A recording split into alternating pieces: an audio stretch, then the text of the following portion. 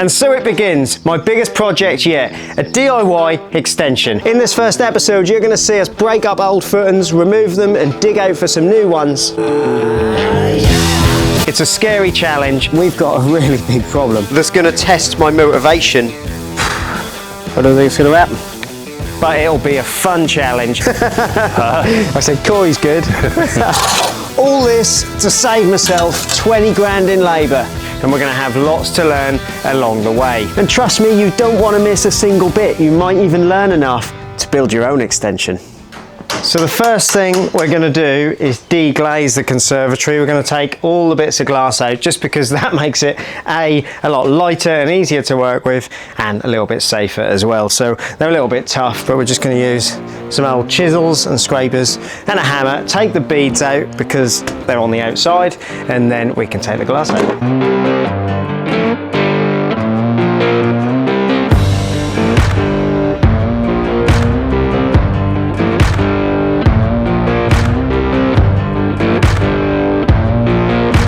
So that's all the glass out, no breakages. Result, we've just got the door to go. We'll take these doors out.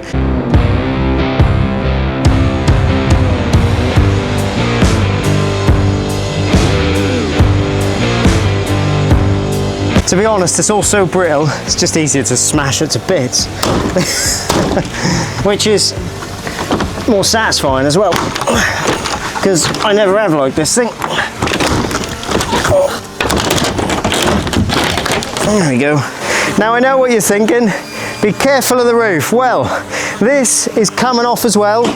We're going to have some sliders or bifolds in the back, and there's going to be a vaulted ceiling, so I'm not that worried about the roof. It just needs to stay watertight for now. Now, all the fixings that hold the roof structure together are rusty, so my old friend's coming out with a metal blade. My thinking is it's only aluminium, so it should be quite easy. Heads.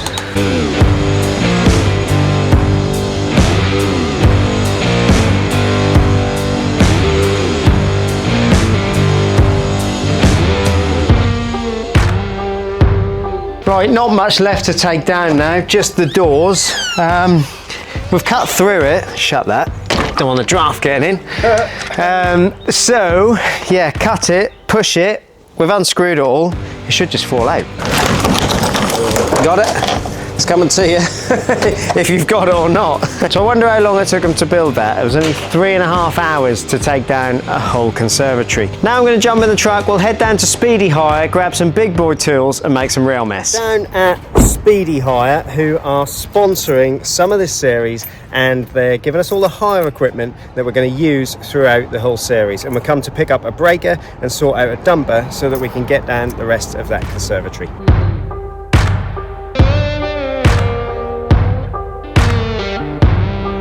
So the big boys' toys are here, but before we can make a mess, a simple mallet and an SDS drill, and let's get down these walls, fold them in on themselves, and then we'll get that breaker going and see how hard this concrete pad is to get through.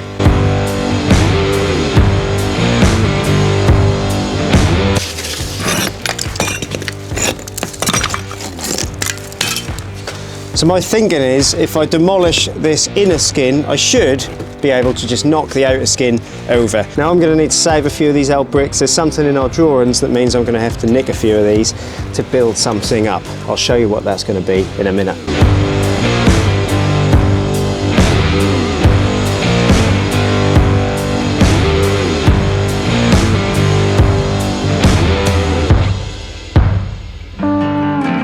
So we're down at the damp course now. That was on top of where you see that row of blocks there, and we've got a few more bricks to take out and then we can tackle the pad itself. Now I've saved some nice clean whole bricks that match the bricks for the house, and there is a reason for that. Our structural engineer done the calculations for the pitch on the roof, and if we start our new roof underneath the current sill height of the 2-bedroom windows on the back of the house, we won't be able to get the correct pitch on the roof. Now to get the pitch here on the top plate where the new roof's going to come down, because there's a vaulted ceiling, we need to raise the window heights. So unfortunately that does mean the 2 bedrooms that I've decorated since we moved in here, I'm going to have to ruin those walls because them 2 windows on the bedrooms are going to have to come out. Now luckily the bathroom is 2 brick courses higher than the 2 bedroom windows, so I haven't got to touch that one. Those bricks that I've saved, that's what they're going to be used for. We're going to take the windows out, a couple of courses of bricks in there. Right, let's have a clear up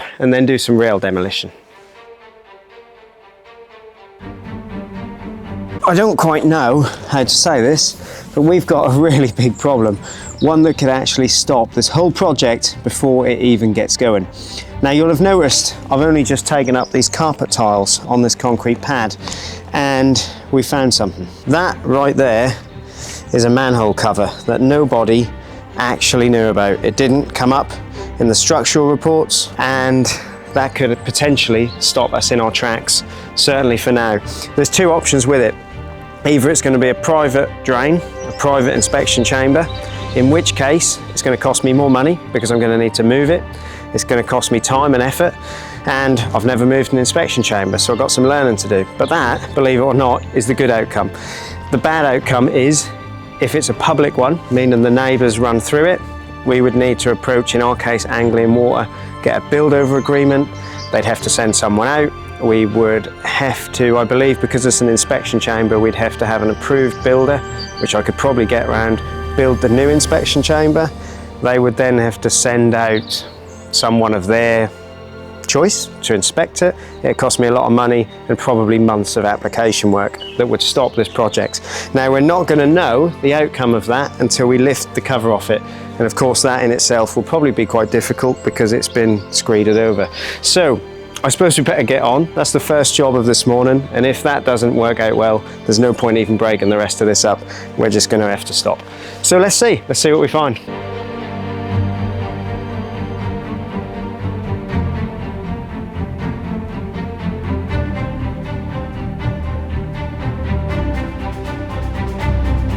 Right, that is a stroke of luck. It is private, it's just coming from that bathroom up there. So that's a bit of a result. That saved me a lot of aggro and it means we can carry on with this project. What a relief. So let's start breaking this pad up. We're still gonna have to be careful of that. You can see where they've bricked it up, but for now we can get on with breaking this concrete pad up. As with all this stuff, it's about having the right kit for the job, and this Milwaukee breaker makes light work of this.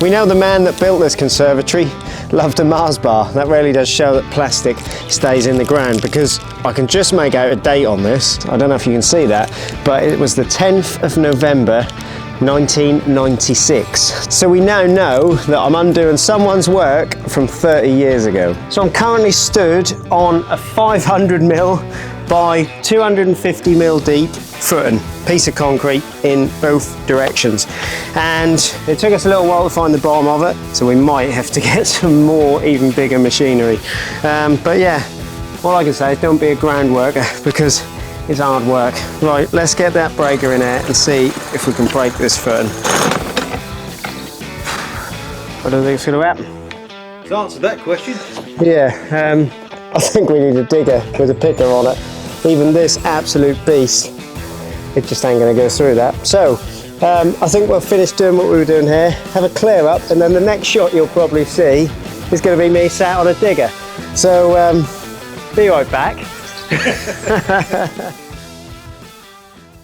The digger's here. There's only one very slight problem. Now I couldn't get a mini digger through the gate, so I've had to go for a micro digger with the retractable tracks. Problem with that is I can't attach a breaker to it. But Speedy have actually given me one of these instead, a hydraulic breaker, so it's no big issue. That thing should be plenty man enough to break up those 250mm concrete footings. Now the digger's not wasted because we can use it to dig the footings in a minute anyway, so stick around for that because we're going to dig our footings. But before we start breaking any any of these out, we might not actually have to break them all out. So it's important that next we actually set out for our new footings, because we might find that we miss this footing here and that we only actually have to break out the one over there. I'm hoping that's the case. So this existing footing here is going to be in the way. That one's definitely going to have to be removed. The new extension tags onto the side of this extension and the roof comes off. This will be a bifold door, and essentially the new building's going to sit along here and it's going to end here somewhere. So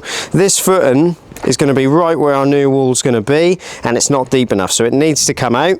And if we actually take a look, the center of that will be, it'll be around here somewhere, so right where the old one sits. So this one's going to have to come out, there's no doubt about that. We're now going to have to smash that out. Our new extension will run in line on the plans with that wall there, so that's going to finish kind of along the edge of that window. So what we need to do is find the center of the wall. To do that, we can quite simply work out, we've got 100 mil to the edge of that brick there.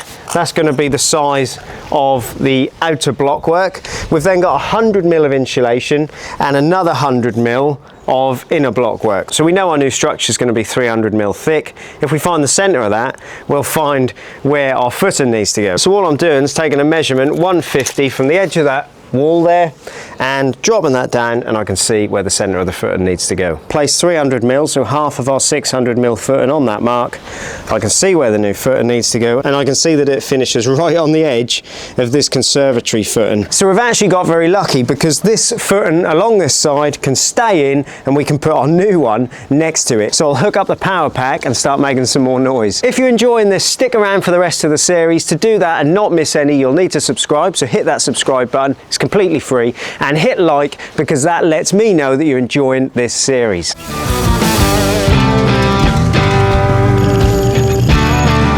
It turned out that this thing was putting up a serious fight. We tried lifting it unsuccessfully with the digger, until eventually we managed to get under it and flip the thing over. We then used 3 different breakers to attack the thing, snap it into sections, and eventually we managed to get it in the digger bucket, lift it out in chunks, and eventually actually get the thing out. Learnings for the day. Aaron's much better on a digger than I am, but he is a builder, he does this every day. What we're doing now, oh, and we nearly tipped the digger over. Well, I nearly tipped the digger over, sorry Speedy. I saved it, don't worry. What we're doing is just backfilling some of this where this footing was. We need to flatten it off a bit before we can dig any footings. But I'm chuffed, that bit of concrete came out a lot easier using the digger than it would have done trying to do it manually. So we got it out. We've only took about an hour to get it out in the end, so not bad at all really.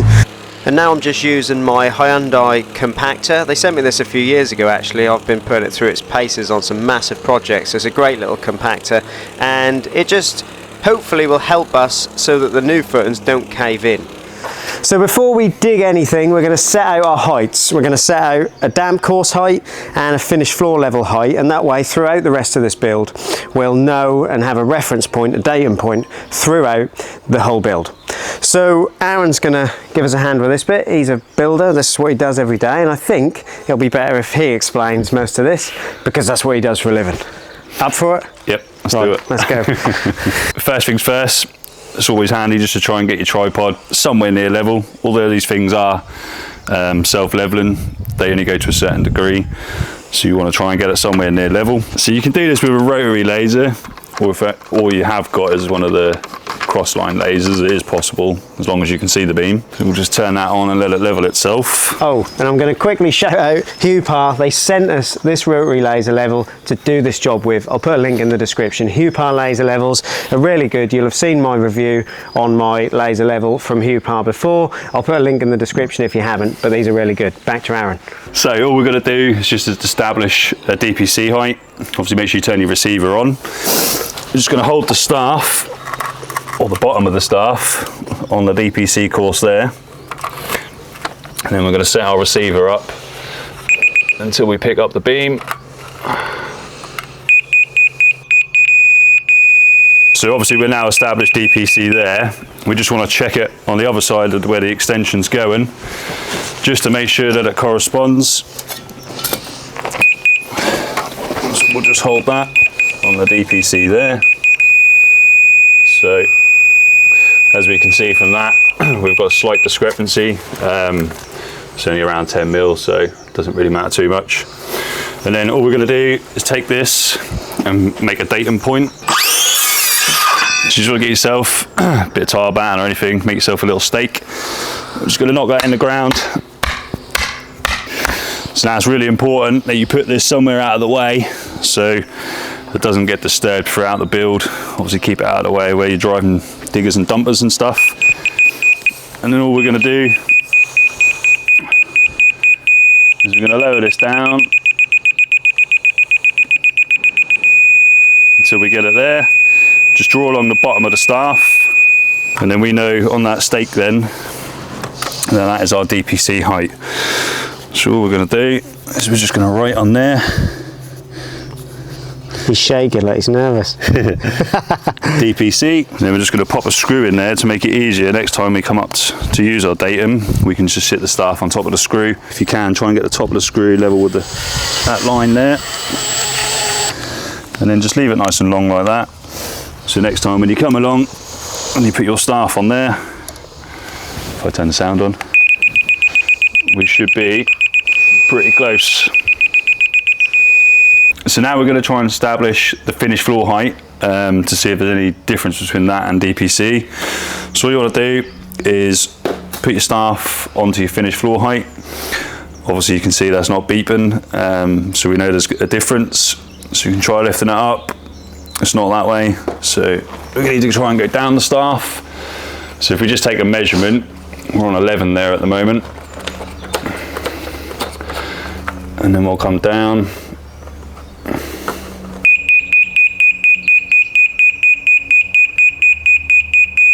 Now you can see there's a difference. DPC was at 11, we're now at 8, so we can see there's a difference.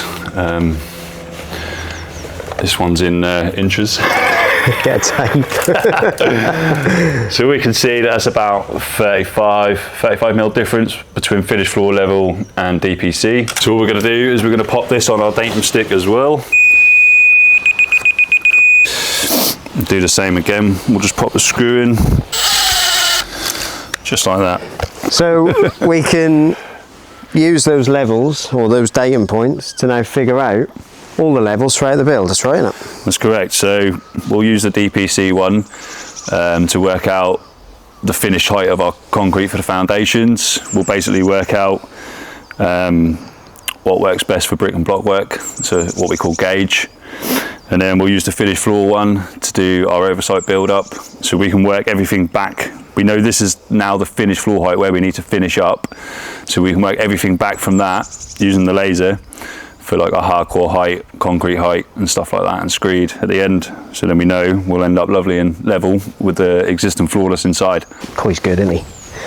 I said Coy's good. So what we need to do now is we need to work out if this existing extension is parallel to the house. So if they've built it nice and parallel, because it will impact a lot of things if it's not, such as roof joists. They'll all get shorter as we go throughout the build, and we don't want things like that to happen. So we now need to work out if that existing building is parallel. So what we're going to do is take a measurement from just above the damp proof course, just there, over to the edge of that wall. We'll do the same the other side, where you can see the bricks are tied in to the existing house. Check the measurements the same and we'll know if it's parallel. 3710. So we're just going to establish where the end of the house is there. Follow that down. And there you go, 3710. So it's actually a really good build already, so we ain't got to worry too much about it being parallel. So like I explained to you before, the edge of the house is where the new extension is going to go. What Aaron's doing now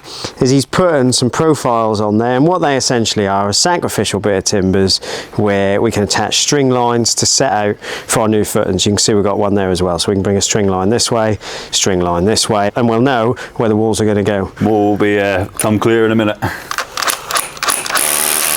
Right, all we're going to do, just to try and establish within a rough range where we need our profile on the other side, what we're going to do is we're going to pull a line along this existing wall, and then Cameron's going to tell me roughly when it touches the wall. So basically I'm going to tell him when that touches against that brickwork. So you want to come this way a bit, this way a bit, this way a bit, this way a bit, there, just about touching it.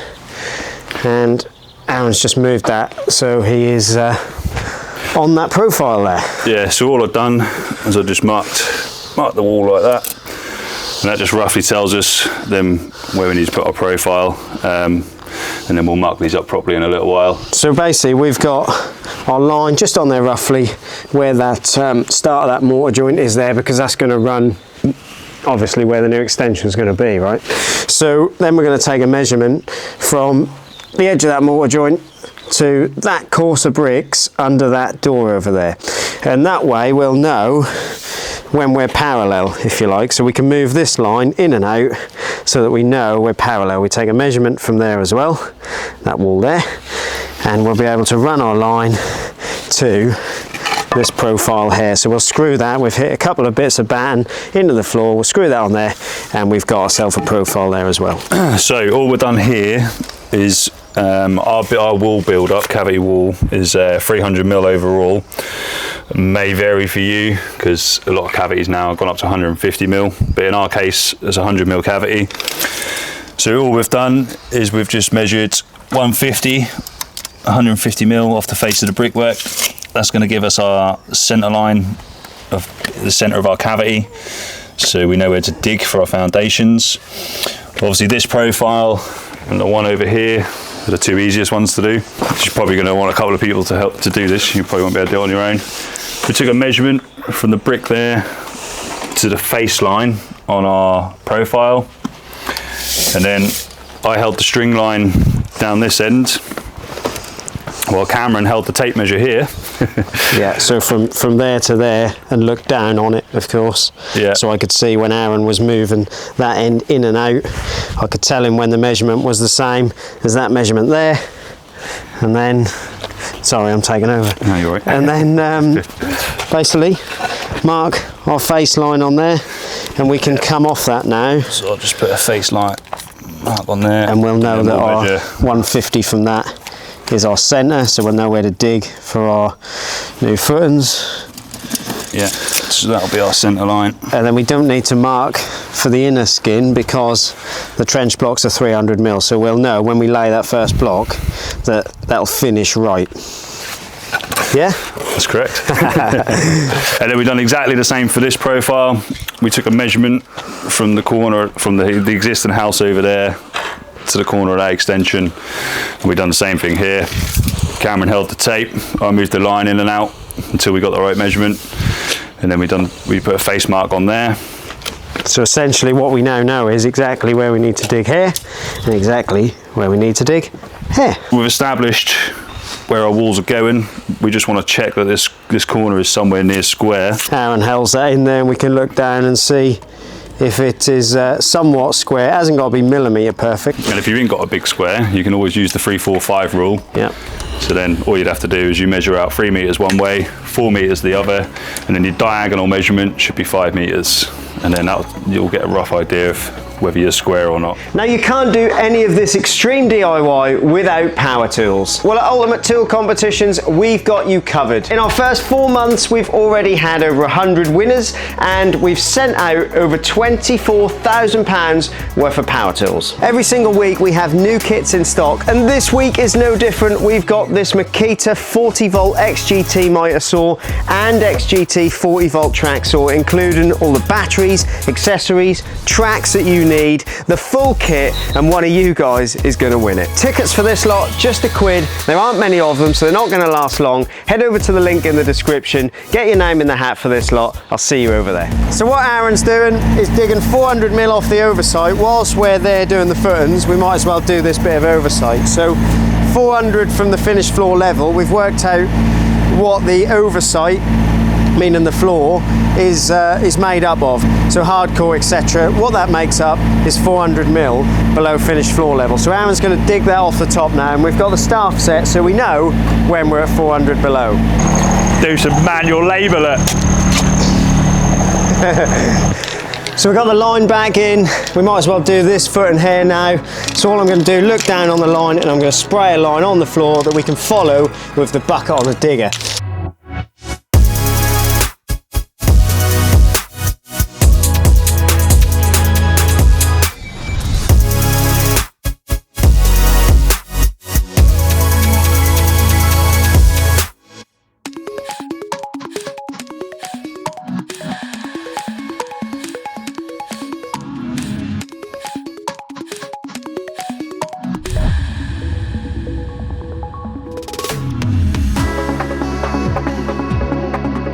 On our drawings, it tells us that we need to be about 1 metre deep from ground level. So basically we've set our staff up to 1 metre below ground level, and as you can see, we have now dug down to that depth. So we'll just keep on going now, all the way back to the corner. So we have, be quiet, dug all of these footings all the way around, and you can see that we now have the correct levels 1 metre down from the ground level all the way around, apart from that back corner, because I've got to smash the old downpipe out of there and then level that off. But I'll do that by hand. But that is all the footings done. The oversight is pretty good as well. We just got to have a little rake round there, tidy that up. But all in all, I'm pretty happy with that, and we can get this finished up and ready to get the building inspector to come and have a look at it. I've dug it out by hand, and that is all now complete. This first episode has actually cost me nothing so far, because it's all been demolition and groundwork, and we've not put anything back as yet. Oh, a skip, 250 quid. But other than that, it's been a pretty cheap episode, but I'll let you know what things cost as we go through this extension series. Now, the building inspector actually came this morning, cost me £1,000, but that is covering all of my site visits. Now, all this drainage is going to be renewed, so we're not worried about concrete and round it. If we were to concrete around this pipe here, we'd have to shutter it and leave a 100mm gap all the way around it. We can't just concrete it, but as all the drainage is going to be renewed, next episode, that doesn't matter. So building control are really happy, and they've said that we're good to pour our concrete. And that is where we're going to pick up in the next episode. So you don't want to miss it. We're going to pour the concrete. We're going to build up to damp. So we're going to have a couple of trench blocks, brickwork up to damp. That's all in the next episode. And we're going to dig out all of our new drainage, new soakaways, drainage, everything. You're going to see the lot. So don't miss the next one. I'll see you then.